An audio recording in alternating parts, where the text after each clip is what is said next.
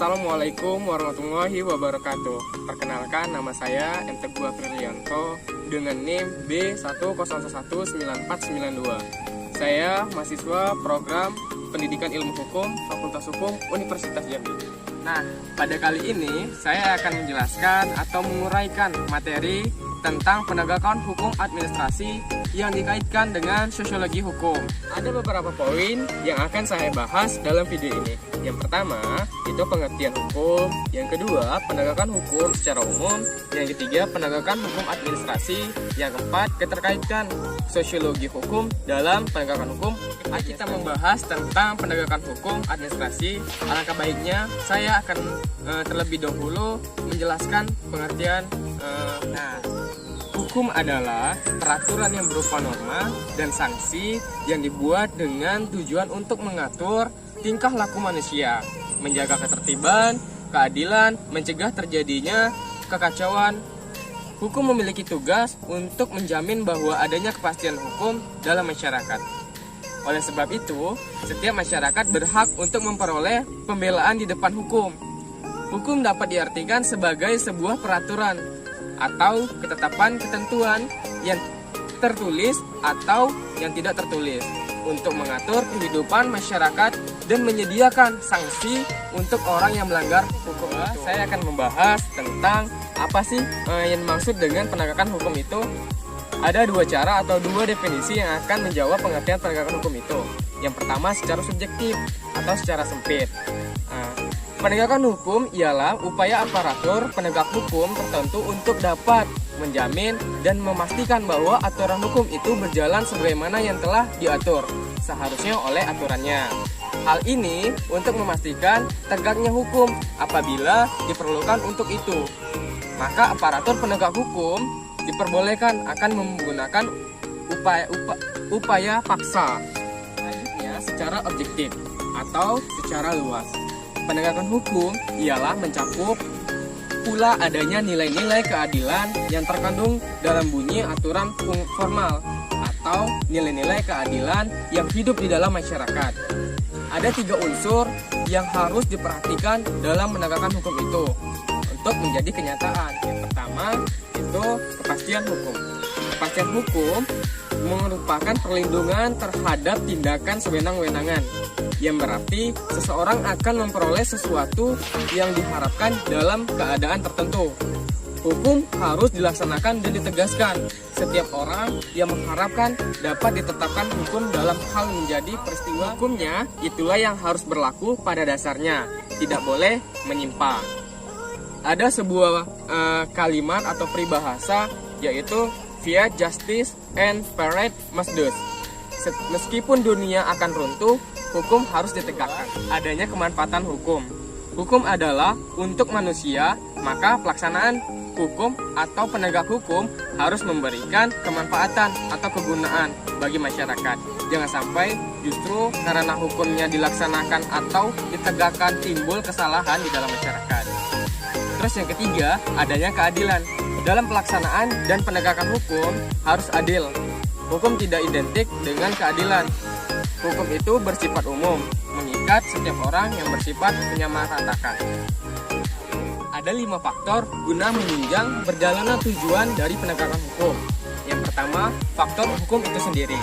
Hukum yang dimaksud adalah undang-undang atau peraturan tertulis yang berlaku umum dan dibuat oleh pemerintah. Faktor hukum yang dimaksud adalah bermula dari undang-undangnya itu sendiri yang bermasalah. Adanya ketidaksamaan dalam kata-kata yang dipergunakan dalam peraturan pasal-pasal tertentu. Hal ini artinya karena penggunaan kata-kata yang artinya dapat ditafsirkan secara luas sekali. Yang kedua, faktor penegakan hukum yang itu.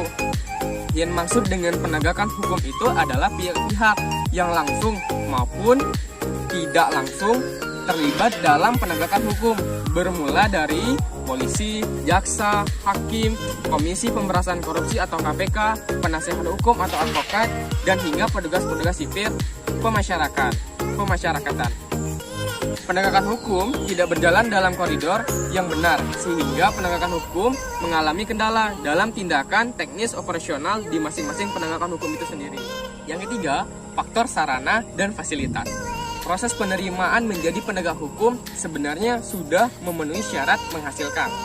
Misalnya, aparat kepolisian yang memiliki kemampuan baik melayani masyarakat, tetapi di dalam kenyataannya, seringkali proses penerimaan tersebut dinodai dengan adanya suap atau jumlah orang yang sedikit untuk mau menjadi anggota penegak hukum, sehingga kualitas daripada anggota penegak hukum tersebut perlu dipertanyakan, banyak yang tidak sesuai dengan yang telah ditentukan. Yang keempat, faktor masyarakat itu sendiri. Seorang penegak hukum harus mengenal stratifikasi sosial atau lapisan masyarakat yang ada dalam suatu lingkungan beserta tatanan atau kedudukan dan peranan yang ada di setiap stratifikasi sosial. Pasti ada dasar-dasar hal yang lainnya yang perlu kita ketahui dan dipahami adalah perihal lembaga-lembaga sosial yang hidup serta sangat dihargai oleh bagian terbesar warga negara masyarakat yang ada. Yang kelima, faktor kebudayaan itu sendiri. Mengenal masalah sistem nilai-nilai yang ada di tengah masyarakat. Dalam faktor masyarakat dikatakan bahwa tingkat kepatuhan masyarakat terhadap ketaatan aturan masyarakat masih rendah. Hal ini dikarenakan adanya budaya komperisasi yang sering terjadi masyarakat Indonesia. Kenyataan akan terdapat kecenderungan budaya masyarakat untuk meloloskan diri dari aturan yang berlaku dalam masyarakat akan menjadi jadi.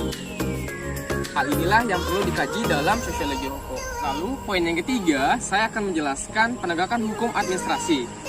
Menurut Debret, instrumen penegak hukum administrasi negara menjadi pengawasan dan penegakan sanksi. Pengawasan merupakan langkah pertama atau preventif untuk melaksanakan kepatuhan, sedangkan peraturan sanksi merupakan langkah represif untuk memaksakan kepatuhan. Dan terakhir yang keempat, yaitu keterkaitan sosiologi hukum dalam penegakan hukum administrasi.